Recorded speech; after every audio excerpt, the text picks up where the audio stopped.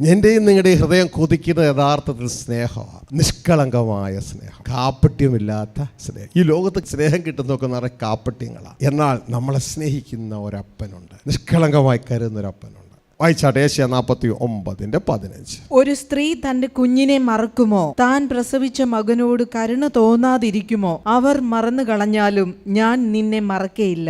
ഒരു സ്ത്രീ തൻ്റെ കുഞ്ഞിനെ മറക്കുമോ?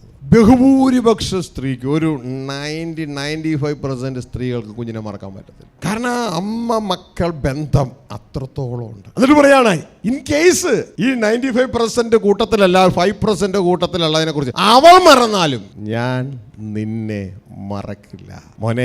മോളെ, നിന്നോടാ ദൈവം പറയുന്നത്, ഞാൻ നിന്നെ മറക്കില്ല. കാരണം നീ എന്നിൽ നിന്ന് പുറപ്പെട്ടതാ.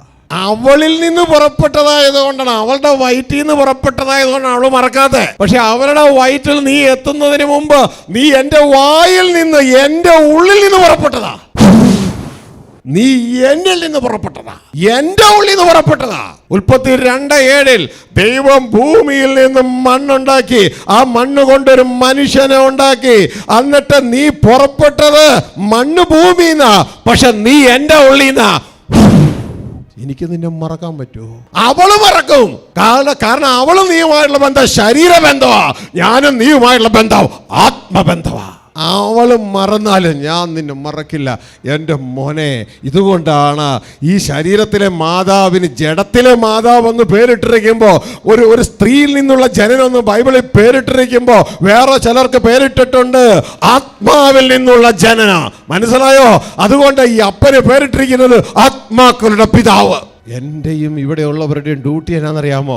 നിങ്ങളെ ആ പിതാവിനെ ഒന്ന് കാണിച്ചു തരാനാ. ആരെ പോലെ? യേശുവെ പോലെ. യേശു കാണിച്ചു കൊടുക്കുകയാ.